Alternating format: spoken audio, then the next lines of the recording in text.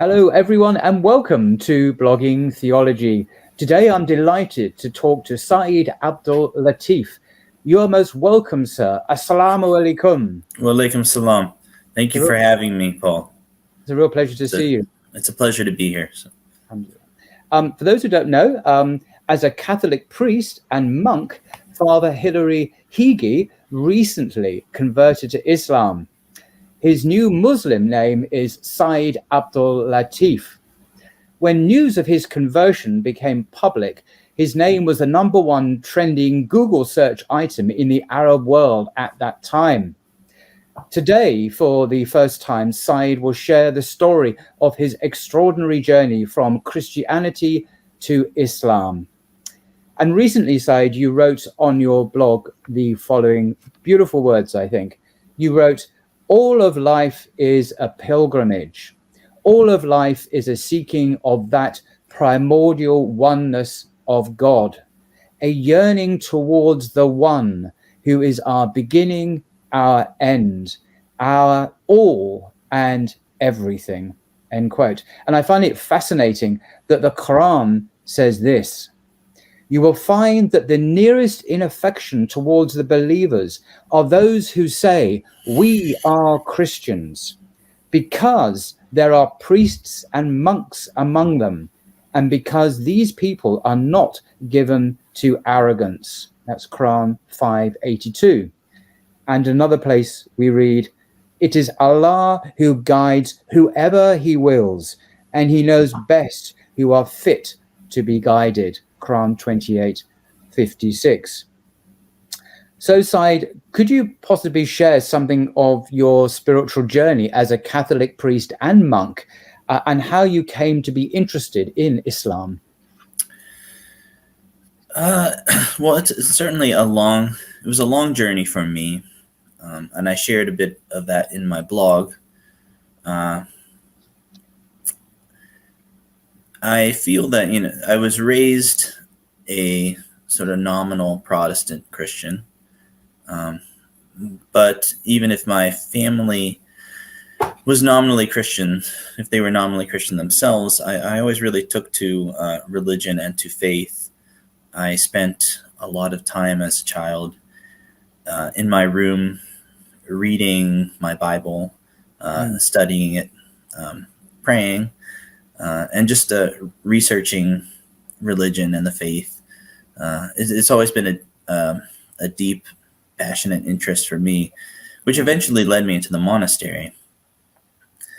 But of course, Islam, I didn't have any real exposure to Islam until I was in college, and until actually, and this is a story that's similar to a lot of Muslim converts in the United States. My first real exposure, I would say, was 9/11, actually. Really? Gosh. So yeah, That's pretty bad.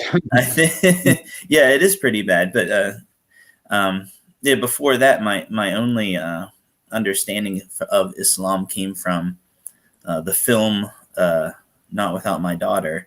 I don't know if people remember that, but it was a sort of a propaganda film that came out in the early 90s, I think, and that painted Islam in a very poor light. But yeah, I was in college when 9/11 happened. Wow. And like a lot of Americans, we started to question, what is Islam? What is, why did this happen, et cetera, et cetera.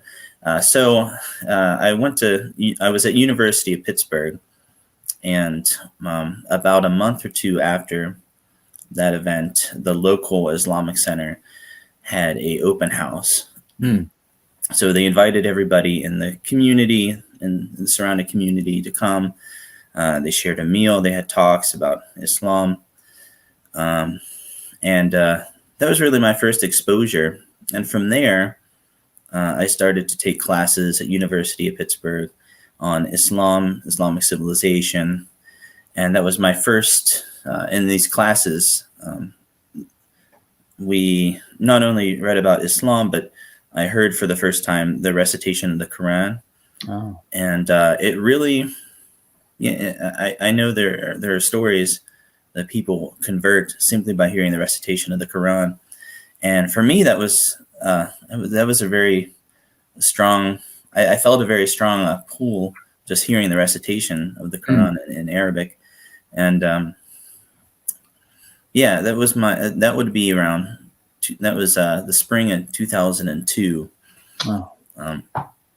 And so it was shortly after that I started to learn more about Islam. And then I discovered a big thing for me, I think, was I discovered Sufism and what was it?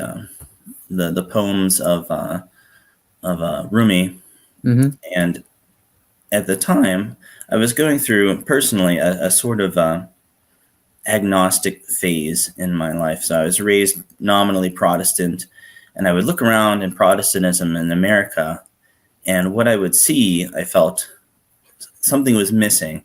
There wasn't a connection with a tradition or a past. It seemed to be a kind of consumer mentality,